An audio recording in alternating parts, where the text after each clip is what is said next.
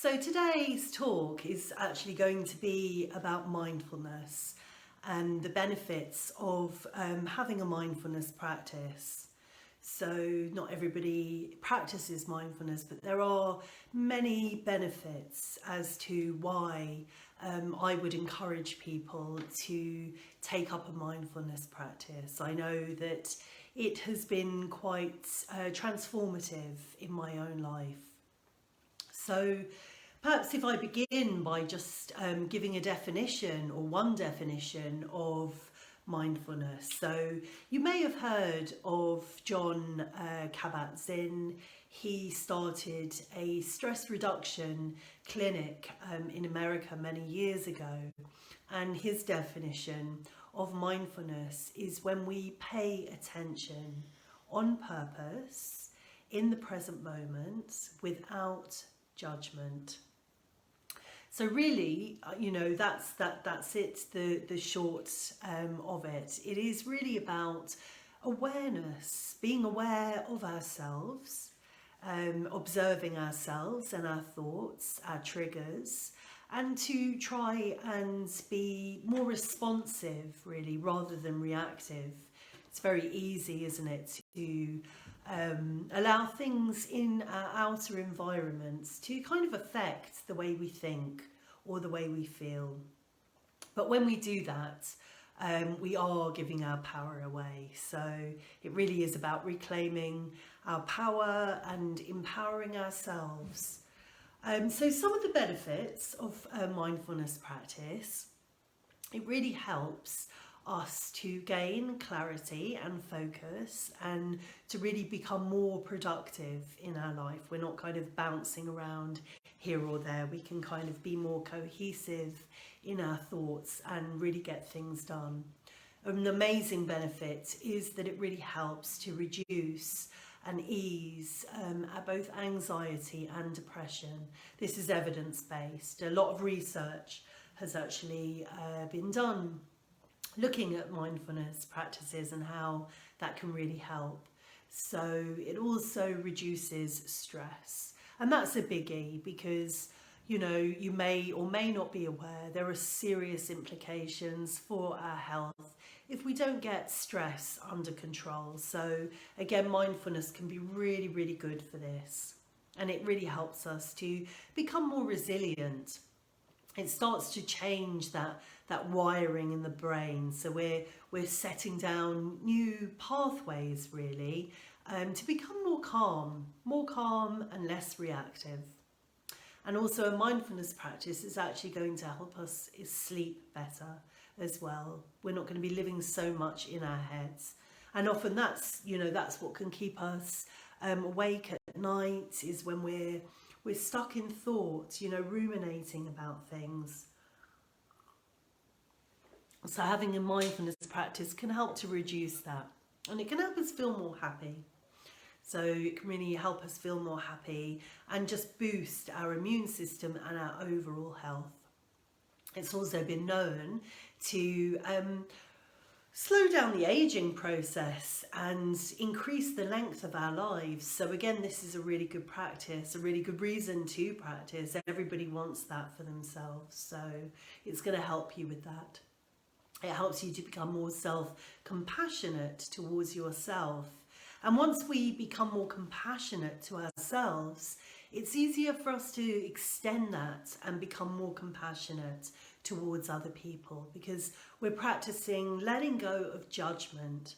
So we've set our inner critic free, and we're less judgmental. We're more accepting of things the way they are, rather than how we would like them to be. So it helps us to be less judgmental. And also, if you are a woman who is experiencing symptoms of perimenopause or menopause, it's going to help reduce your symptoms. So, I'd say after hearing that extensive list of the benefits of mindfulness, most people would be encouraged by that to start a practice. And it doesn't have to be long. Mindfulness, there's different ways in which you can practice it. There's a formal practice where you choose, you sit down, you set aside time for yourself. So that's one way, excuse me, in which you can practice mindfulness. Another way is that you just practice it during your life, during your day. So say you are preparing your dinner. So while you're chopping the vegetables, you're fully present with the activity that you're doing. You know, and that can be set as a mindfulness task. You're boiling the kettle, you make yourself a cup of tea, and you really sit down and you smell, you smell the tea, you savor every sip, and you just stay fully present with it. So that is a mindfulness practice in everyday life. So there's different ways in which we can do it. Often the way we live our lives often is in autopilot. So what I mean by that is we all have habits. We all act in habitual ways. We can wake up in the morning, go into the bathroom, get ourselves dressed, drive to work, if it's work or wherever it is we're going, get there. And we may not have been present for any of that because we're so used to it and it's a habit. We just kind of do it without thinking. Our minds can be somewhere else in the future about what am I going to have for lunch or what's on my to-do list, rather than in the here and the now. So really, mindfulness is about coming into the present moment and being aware when we have fallen into autopilot and just kind of guiding ourselves back. So really that's what it is, because often we're stuck in our heads. So we are stuck in our heads, we're telling ourselves a story, and by doing that we're not in the present moment, and we believe this story. So we think thousands of thoughts a day. I think it can be anything up to 50,000 thoughts a day. They're coming and they're going. And so, we latch on to that story or that thought, and then we create a story about it. And then we take this on as the truth rather than standing back. So there's lots of metaphors that we can use as well.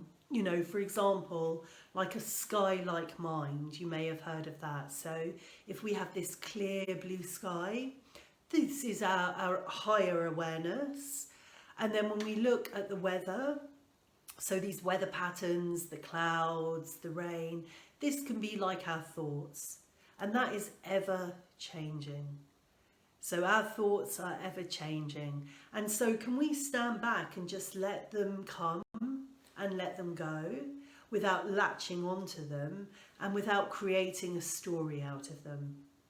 And that's what it boils down to. And when we find ourselves again in the trance, when we find ourselves dreaming, when we find ourselves off on the tangent, it's then just bringing ourselves back. So it's this constant kind of losing ourselves and coming back. And every time we come back, we develop and we hone that awareness a little bit better, that we're not kind of dreaming our life away, that we can be in the here and now, because we do need to be aware of our thoughts. We are wired for negativity. There is a negativity bias in the brain that's there. It's ancient. It's there to protect us.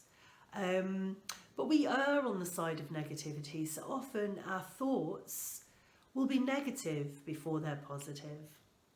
And so the stories we tend to tell ourselves are negatives. And so, we can get caught up in these and we can get stuck in a loop. And where our attention goes, our energy flows. And so if we're caught in this loop, that's how our hard wiring can be, in this loop of thought, negative, reacting to outer circumstances. So again, it's allowing the outer environment to influence the way we think and the way we feel, rather than the other way around. So it's reclaiming our power, that we put ourselves in the driving seats of our own lives and just be aware of what we think, because what we think is what we get, and what we think becomes our destiny. So, and our health and all of these things. And just setting aside like 5 minutes a day can actually have a very big impact on our lives. You know, to be in the here and now, fully present. So if someone's talking to us, to really kind of listen to what they're saying, to give our attention. And we don't do it. We're becoming more and more distracted. You know, phones, this constant scrolling that we do on our phones, that keeps us distracted, that keeps us from ourselves. And a really good way to begin a mindfulness practice is to just come inside ourselves, to feel our breath. And when you sit with your breath and when you feel your breath, and when you notice that this breath changes and is constantly changing, that can again be another metaphor for life, that life is constantly changing. And about the only thing that we can be certain about in life is that it's uncertain. And the breath can really help us kind of come to terms with that. And we can then begin to set our own intentions and become these powerful creators in our own life. Do you know? Our limiting thoughts limit us. So can we create expansion so that we can live in the here and now? Do you know, like we spend a lot of time looking back, we spend a lot of time looking forward. How much time do we spend in the here and now? You know, and there's a great thing that I read that says, yesterday is history, tomorrow is a mystery, today is a gift, and that is why it is called the present. And you know, that's very profound. It is, the present is a great gift. It's probably our greatest gift, to kind of come into this now moment, to live it fully, to feel it fully, and to embrace it fully. And that is what I would encourage people to do, to step out of the loop and to be curious about who we are, what our thoughts are. And if you sit back and observe your thoughts without judgment, you can get to know yourself. You know, you can get to see the tendencies of your mind.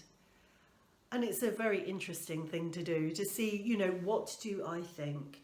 And even first thing in the morning, you know, when we open our eyes, what is the first thing we think of?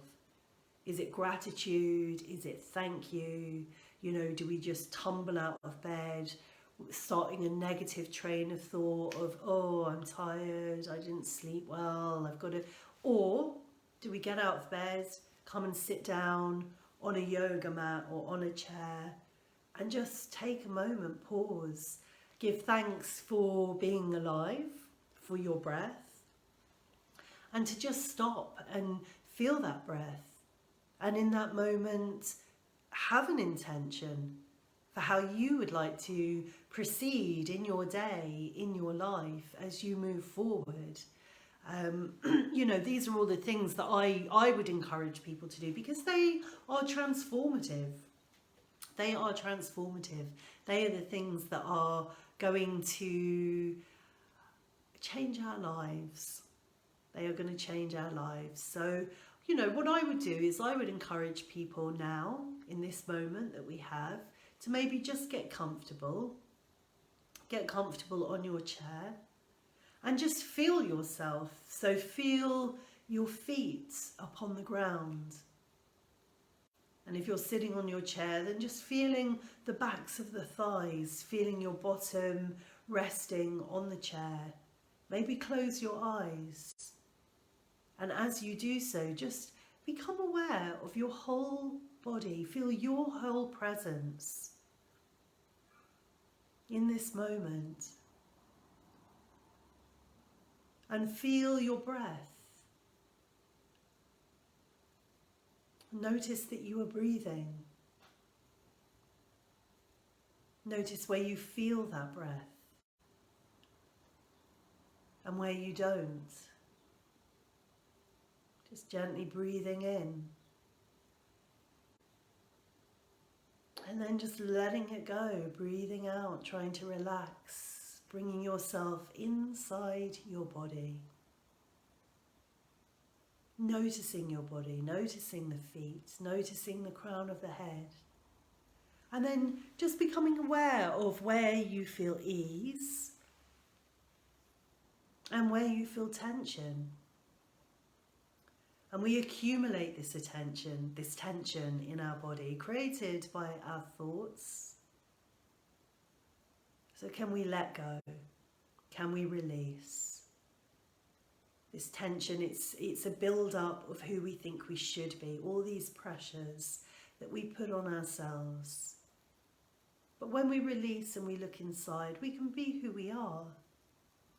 And then we can let go.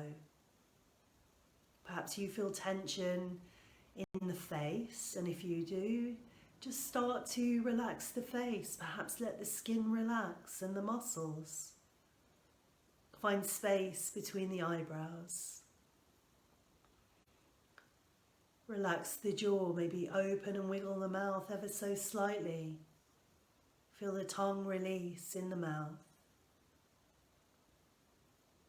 Let the throat feel spacious. And feel again your breath, just breathing in, and as you breathe out, relaxing the shoulders, letting it go. And if the mind wanders, you gently bring the mind back. Bring the mind inside the body. Feel the arms. Relax the hands. Feel the fingers. Have a sense of letting go.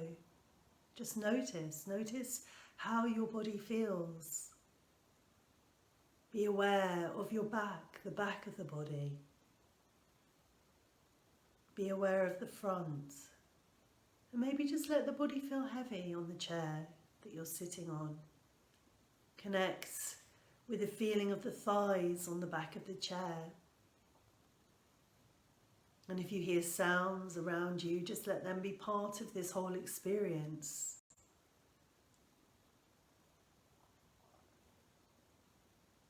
Just notice the abdomen. Perhaps it moves as you breathe in. And as you breathe out, just imagine that tension just releasing from your body and your mind. As you just bring your awareness down through your legs. So be aware, feel the legs. Really take your attention inside the legs, through the skin and the muscle and the bone. Connective tissue. What do you feel there? What do you notice? And all the while just gently breathing in, and as you breathe out, letting go. Attention down into the lower legs. Releasing, relaxing, just noticing in this moment how your body feels. Attention down in through the ankles to the soles of the feet.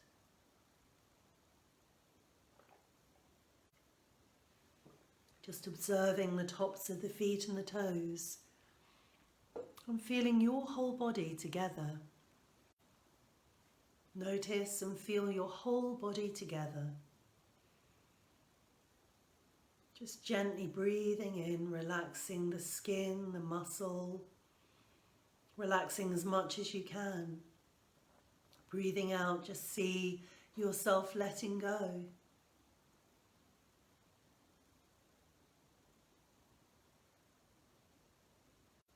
And whenever you feel ready, you can just open your eyes if they were closed. And so you might feel a difference, even in a very, very short practice like that, that just takes us into the present moment. To take that pause for yourself, to check in with yourself. You know, it's a really good thing to do. So you might have noticed just a difference from that short practice. And I would really encourage people to try and start and end the day and definitely in the middle of the day, take 5 minutes just to sit in your chair, slow down, breathe, or just get outside into nature and just observe. That can also be a mindfulness meditation. To go and stand barefoot on the grass and just see what that feels like, look around you, and just be intimate with the world around you and curious about yourself. I'm actually going to upload some mindfulness meditations, so for people to enjoy. If I do any live ones, I will let you know. But thank you very much for joining with me here today. I hope that you found that helpful and beneficial. And I can see somebody's put here that they feel very relaxed now. And that's what we want. That's what we want, relaxation.